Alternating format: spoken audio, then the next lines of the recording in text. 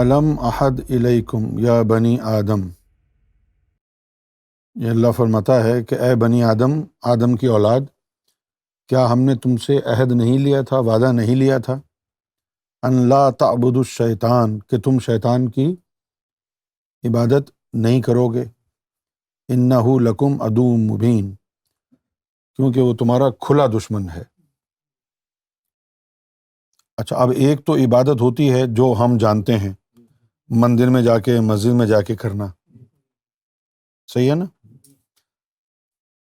اگر اس پیراہے میں دیکھیں کہ بھئی اللہ کہہ رہا ہے کہ شیطان کی پوجا نہیں کرنا، اگر اس پیراہے میں دیکھیں تو کوئی بھی نہیں کر رہا ہے نا۔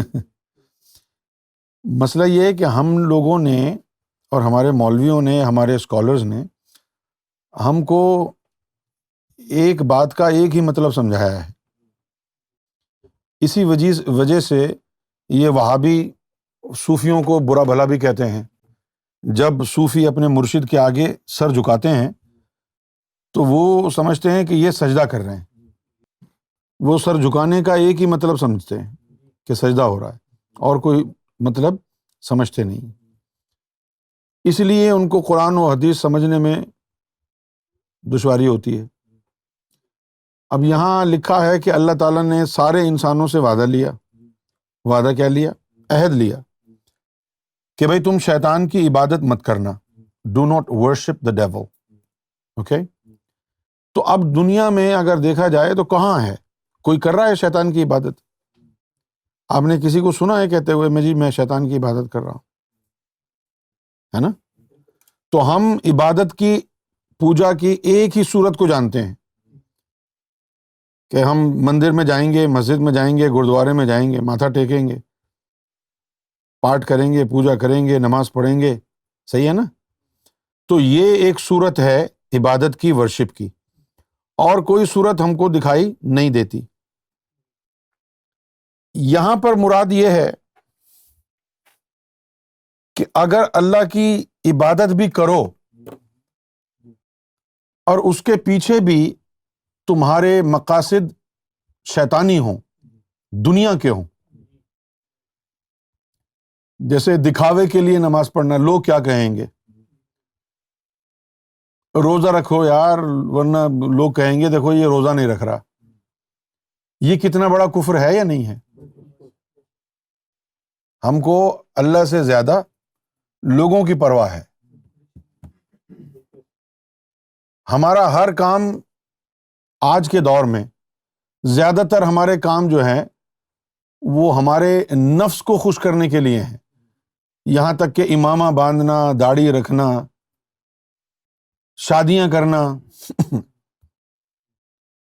یعنی اگر مسلمان لڑکی ہے، لڑکا ہندو ہے تو اس کے اوپر لڑائی جھگڑا ہو جائے گا کہ تو نے اپنا مذہب، اپنا دین چھوڑ دیا۔ اس سے کیا ہوتا ہے یار؟ اگر اللہ نے اجازت دی ہے تو تم کیوں روک رہے ہو؟ تو یہاں اس سے مراد یہ ہے کہ جو شخص اپنا ہر کام اپنے نفس کی خواہش کے لیے کرے تو وہ در حقیقت شیطان، ابلیس کی عبادت کر رہا ہے۔ ایک اور بھی مثال جو ہے قرآن شریف میں آئی ہے، حضور نبی پاک صلی اللہ علیہ وسلم کو اللہ تعالیٰ نے مخاطب ہو کے فرمایا کہ یا رسول اللہ صلی اللہ علیہ وسلم، کیا آپ نے ایسے شخص کا حال نہیں دیکھا کہ جس نے اپنے نفس کو اپنا معبود بنا رکھا ہے؟ اچھا، اب نفس کو معبود بنانا کیا ہے؟ کہ آپ کا ہر کام نفس کی غرض سے ہو۔ اچھا، اب یہاں پر شرک بھی آ جاتا ہے۔ شرک کی دو قسم ہے، ایک تو شرک جلی ہے، ظاہری طور پر زبان سے اگر آدمی کہے کہ بھئی اللہ نہیں، مجھے تو یہ بھی دے گا وہ بھی دے گا، یہ شرک ہو گیا۔ اللہ کے برابر کسی کو کھڑا کرنا، اللہ کے جیسا کسی کو ماننا، یہ شرک ہو گیا نا، ظاہری۔ ایک باطنی شرک ہے، وہ اس سے زیادہ خطرناک ہے۔ وہ کیا ہے؟ نیت کا خالص نہ ہونا، نیت کا خالص نہ ہونا، ریاکاری کرنا۔ جس طرح اب ہم جب یعنی عید الاضحیٰ آتی ہے تو کیا کرتے ہیں؟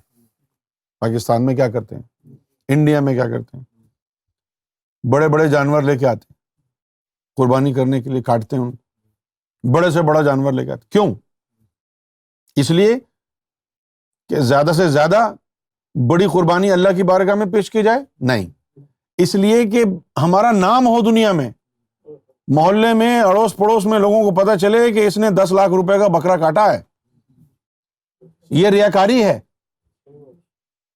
یہ ریاکاری ہے, شو آف ہے, اور یہ شرک خفی ہے, چھپا ہوا شرک اللہ کی بارگاہ میں. تو ہماری نمازیں, ہماری تلاوت, ہماری نعت خوانی, ہماری عبادتیں اگر خالص اللہ کے لیے نہیں ہیں تو پھر وہ چھپا ہوا شرک ہے, اور اس کے ساتھ ساتھ شیطان کی عبادت ہے وہ. بھائی اگر تو اس لیے نماز پڑھنے جا رہا ہے کہ لوگ کیا کہیں گے, یہ نماز ہی نہیں پڑھتا ہے, تو اللہ کے لیے کہاں پڑھ رہا ہے؟ تو اپنی ایک اچھی امیج بنانے کے لیے پڑھ رہا ہے لوگوں میں کہ یہ بڑا پارسا آدمی ہے, نمازی پرہیزگار آدمی ہے. عبادت بھی کرنا تو ریاکاری, عبادت بھی کرنا تو نفس کے لیے, دنیا کے لیے کہ دنیا اچھا مجھے سمجھے, یہ ہے شیطان کی عبادت کرنا.